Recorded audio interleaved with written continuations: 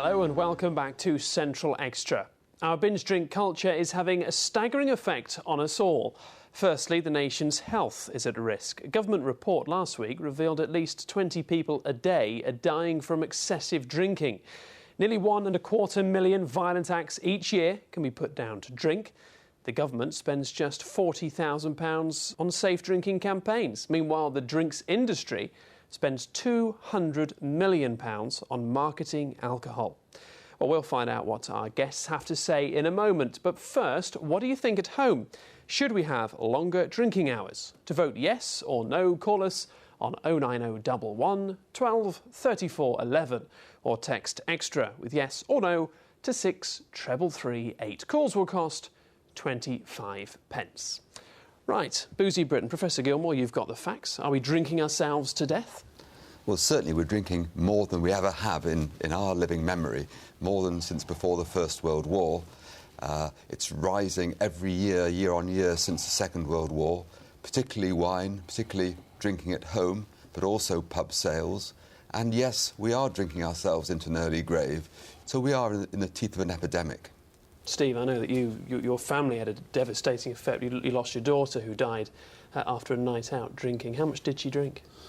Well, on that particular night, she drunk the equivalent of 12 cocktails, which we estimate is probably about 3/4 of a bottle of whiskey.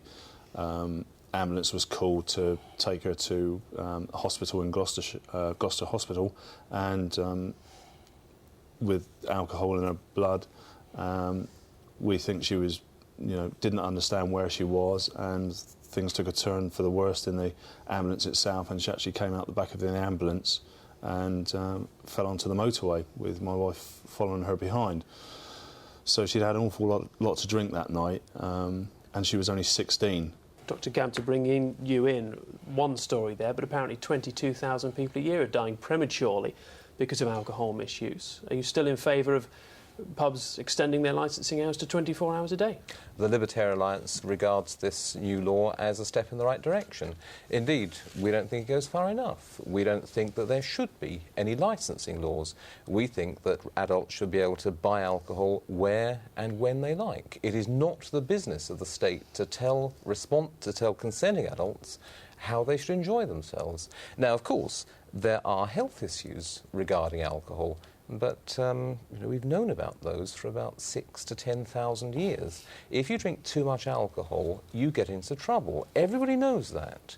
But the point is, it is not the business of the authorities to tell people how and when they should enjoy themselves. Jackie, to bring you in, why are people binge drinking? I mean, it's fun, isn't it? People see it's fun. They see celebrities on the television, the radio, the newspapers. Do you not, in some way, are you responsible? I don't think the newspapers are actually showing these celebrities who are making rather fools of themselves by drinking too much. We see people falling over themselves coming out of nightclubs.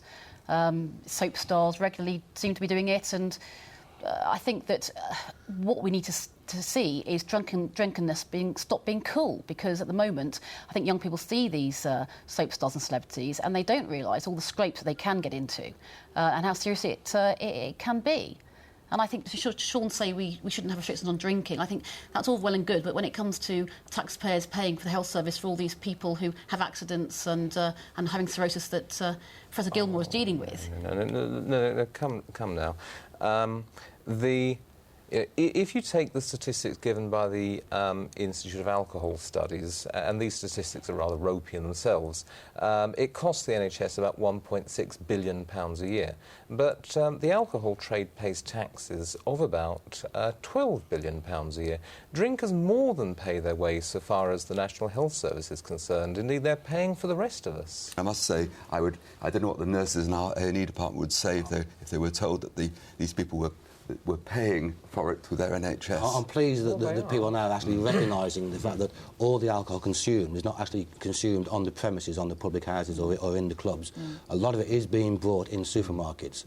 And a lot of the youngsters today are actually getting themselves tanked up before they even go out. That's what we need, a hard-hitting campaign to try and show people that it's not all glamorous getting drunk, and that actually there are serious consequences. There is no question of what you do with somebody who's making a nuisance of himself. There's no debate between us on that. You punish him.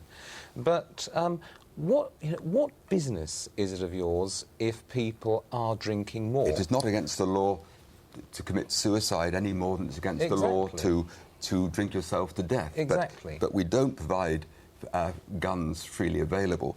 I know we can be accused of the nanny state, but I think a bit of nannying is required until people do understand the implications, because I don't really believe they do. You're welcome to run any campaign you like in which you can tell us that drinking too much is bad for us, and you can tell us what too much is. But what I contest is that it is the business of the state, the business of the police, to tell us what and how and when we can drink. It is none of the authorities' business.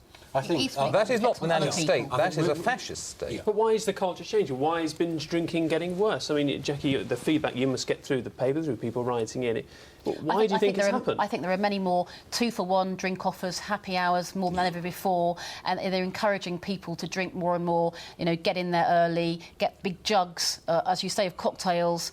People are mixing their drinks, and I think it starts there. We're trying to outlaw this type of retailing because it's no good for the industry and it's certainly no good for the customers. You know, we have to pick the pieces up. Unfortunately, there are still, as I said, some bad apples out there. We don't want these people in our trade. You know, they're serving the youngsters, they're getting them drunk. We haven't got the power. I'm not saying, yes, there are people out there in our industry doing this. We want them outlawed. I'd rather see their licences revoked.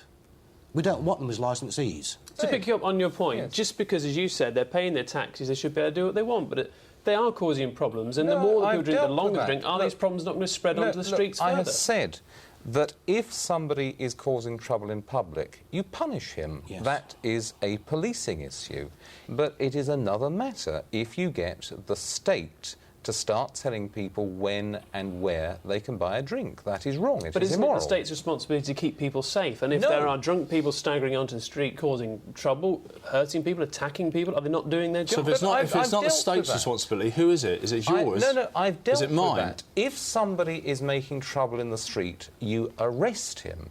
If somebody is dancing drunkenly in the street, waving a broken bottle, you arrest him and put him in prison.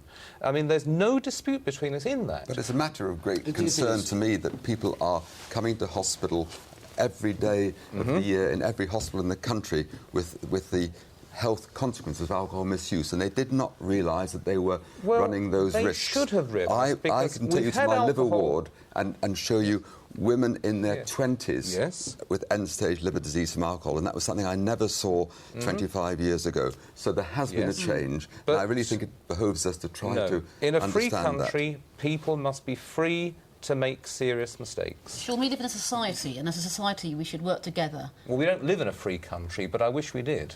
I think what Sean said, I can't agree with everything Sean says. I mean, as a retailer of alcohol, we want to retail it responsibly. We also want the people to consume it responsibly as well. Now, how we get to those power laws, I'm not quite sure. We're trying from our side of the business. We need more help from the police. We need more zero tolerance. Let's get hold of these 4% who are causing the problems and sort them out once and for all. Ban them from the town centres. Ban them from the pubs. Do you not think that's something that landlords like yourself, pubs like yours, should be adopting themselves and being very strict on those people who are clearly most of us do. Most of us do. Most licensees, I don't want a drunk in my pub. I can be arrested and fined. There's no real evidence that the industry is getting itself in shape. The government's harm reduction strategy came out 18 months ago, full of talk of voluntary partnership. But we've heard tonight there are still all these offers going, and I don't believe the drinks industry wants to do anything. I don't think they want to do anything that will actually reduce the total sales. And it's the total amount of alcohol we drink as a nation that strongly correlates with the amount of social disorder and damage to health. And I really think those fundamentals of the availability of alcohol and the price need to be looked at very hard if we're going to make an impact. What you've got people who work in your pub, any other pub in the country, that are serving drinks to people that they know should not be having any more drink on that night. Yeah, whether they're in pubs or clubs in cities or wherever they are. It's very difficult for someone to tell actually when somebody is drunk. Do you think there's a case that some landlords are happy to take the money as long as they can get the trouble out of their pubs and push it out onto the streets? I think there's always a problem there. you know, but it's being responsible overall. I mean, we're responsible for our customers while they're in the premises. We don't want to tip them onto the streets. Thank you very much. Thank you all very much indeed for joining us. An interesting debate. Now, do remember to vote on our central issue. Should we have longer drinking hours? To vote yes or no, call us on 09011 12 34 11 or text extra with yes or no to 63338. Calls will cost 25 pence. If you'd like to talk to someone about drink and its problems, call this 24-hour helpline. It's Alcoholics Anonymous, 0845 7697 555. Well, that is all from Central Extra. Remember, you can catch the results of our 24 hours drinking poll at about 10:50 tonight on Central News. From all of us, thank you very much for joining us and have a good night.